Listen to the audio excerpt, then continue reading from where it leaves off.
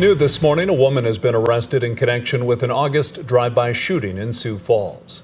30-year-old Kimberly Taylor and 24-year-old Kobe Eben Jones Borgman are facing counts of discharge of firearm at an occupied structure and 8 counts of aggravated assault. On August 3rd, Sioux Falls police responded to a home on West 10th Street for a report of a shooting. One of the bullets went through a couch with 2 children sitting on it. Officers say they found 5 9mm cartridge casings lying on West 10th Street. Rapid City police are looking for information about gunshots Wednesday night.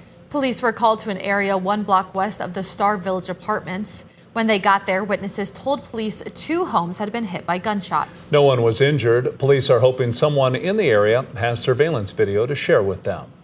This morning, we have new details on an assault at Cherry Rock Park in Sioux Falls that left 1 man dead and 4 people facing murder charges.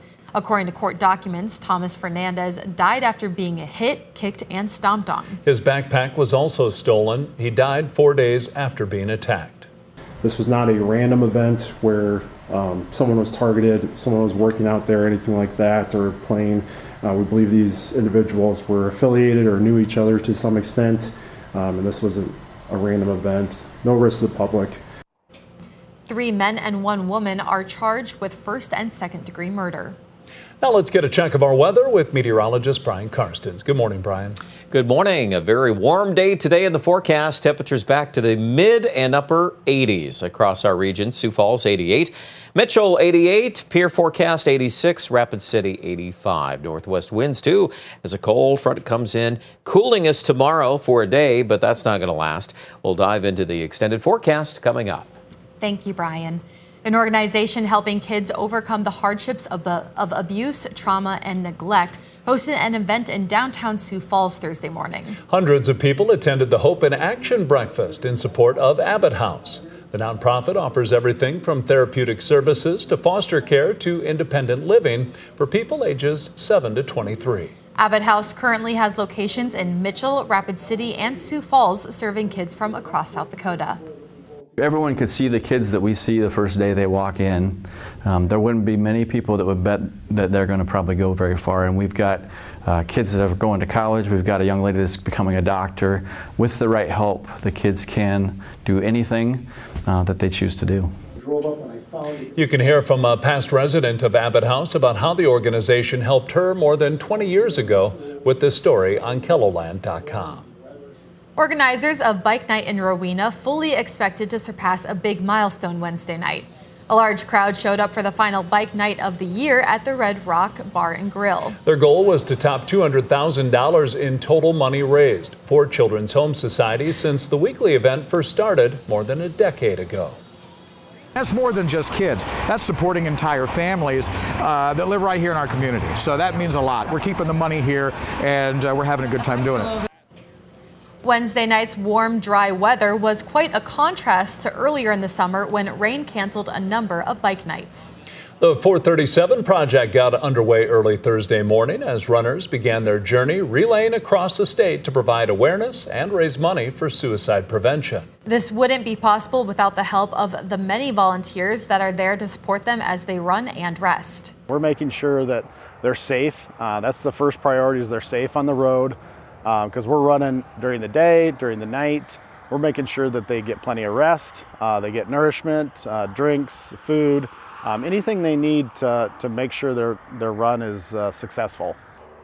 Over the next few days, the runners and volunteers will be making their way through towns including Pierre, Mitchell, and into Sioux Falls as they raise awareness. That's a look at some of our top stories. Now let's get another Check Your Weather with meteorologist Brian Karstens. Brian? All right, weather as we finish up this work week. We're looking at today, a warm afternoon.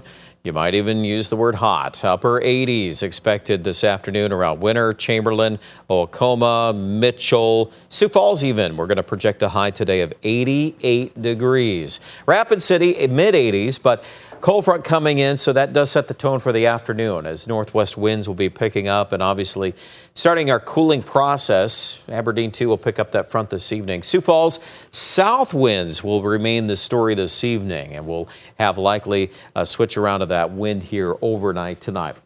How about the weather picture tomorrow morning? We are down in the 40s northwest of Pier, a bit cooler. We're going to see 70s tomorrow. The northern half, I think, looks pretty likely. Southern areas south of Interstate 90 might be a little easier to hit 80 tomorrow. Not bad, though. Very, I would say, overall comfortable weather day. Let's look at Sunday. Sunday's map shows south winds picking up some strength, and it doesn't take long, and we're already back to 90 degrees in Rapid City. And Sioux Falls in the mid-80s. I think Sioux Falls has a shot at 90 on Monday.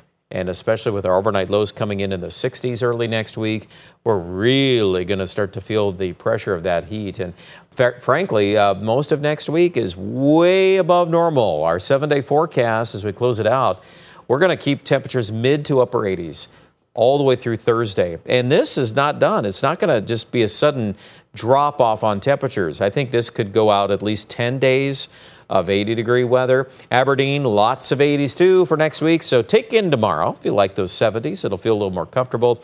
And then lows at night too will be on their way up. Here, we've got several mornings next week in the mid-60s to start the day.